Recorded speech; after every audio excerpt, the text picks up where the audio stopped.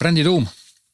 Nüüd ma räägin siis sellest, et kuidas seda tuuma siis nagu kohale viia, kuidas sellest rääkida, kuidas sellega tegeleda, kuidas seda paika panna ja brändi tuum ei ole siiski nii kauge asi, mida võib-olla ainult ühe korra ettevõtte eluaja jooksul üldse on vaja. Brändi tuum on väga konkreetne ja selge ja vajalik element selle jaoks, et langetada igapäevaseid reklaamiotsuseid.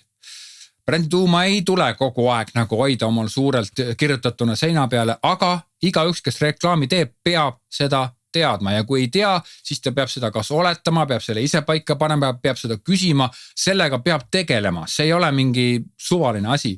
Ja see tööriist on üleüldiselt juba Ameerikas juba nagu aastakümneid varasemalt välja töötatud ja kõik need nii-öelda asjad on väga konkreetselt paika pandud ja just nimelt selle jaoks, et nagu tõsta müüke, hoida kuvandit, nagu teha paremaid kampaaniad, teha jõulisemat kommunikatsiooni, teha selgemat kommunikatsiooni, väljendada selgemaid väärtuseid tuum.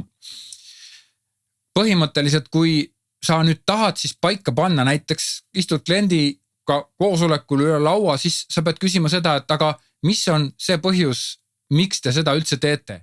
Ja siit on tavaliselt, nagu ma rääkisin, õlakehitus, siis tegelikult see on mõtet kokku panna. See on mõtet koos kokku panna ja läbi arutada, et mis see brändi tuum võiks olla, sellepärast, et sellest sõltub niivõrd palju. Kui on innovatsioon, siis jällegi võib-olla kui te teete näiteks tegite ainult jõulukaarti, siis aga kui innovatsioon on brändi tuumas sees, ehk siis pakkuda maailmale uusi tehnoloogilisi lahendusi, täiesti ulmelisi lahendusi, siis kui jõulukaart on nagu super-hüper konservatiivne paberkaart, siis iseenesest on okei, aga tegelikult seal tekivad ju käärid. Ja jõulukaart peaks olema ju ka siis mingi täiesti uuenduslik. Ja kui on paberist, no siis ta peaks olema mingi, ma ei tea, nanopaberist, mis elendab või ma ei tea millest. Et siin on abistavad küsimused, tulevad kõne alla, et kas te aitate oma kliente, kas teil on oma nägemus, kuidas asjad võiksid paremad olla ja nii edasi ja nii edasi. Aga ma olen siia igale poole toonud väikselt alla ka need asjad, mida ma arvan kindlasti, et ei tohiks kasutada. Näiteks kindlasti, et miks te seda teete ja miks me siin ikka teeme, üritame siin oma igakuiselt nagu makse maksta ja raha teenida, see on jama, see ei ole nagu brändi tuum, vaid alati on see, et aga kuidas teie teete seda asja teistmoodi kui teie konkurendid. Ja tavaliselt see on see küsimus, millele vastates saabki väga palju teada selle kohta, et aga mis siis võiks olla selle brändi tuum või mis on võiks selle ettevõtte nagu tuumas olla, et mis on need põhine basic väärtused.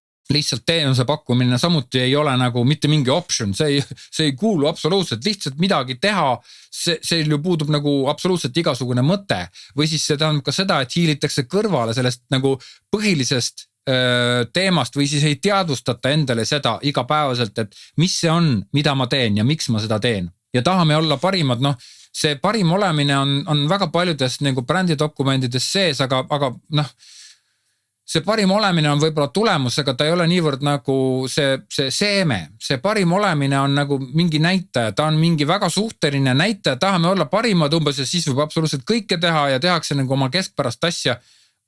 Ma ei tea, mina sükest asja mitte kunagi ei paneks. Ja siin kõrval pilt on siis aega on Watches ja näiteks selle ettevõtte looja oli disainer, kes nägi kusagilt filmist, et siuke suur käekell oli jube lahe. Ja mõtlesin, et kuule, aga miks see peab nagu filmis olema, et seda võiks ju ka ise teha.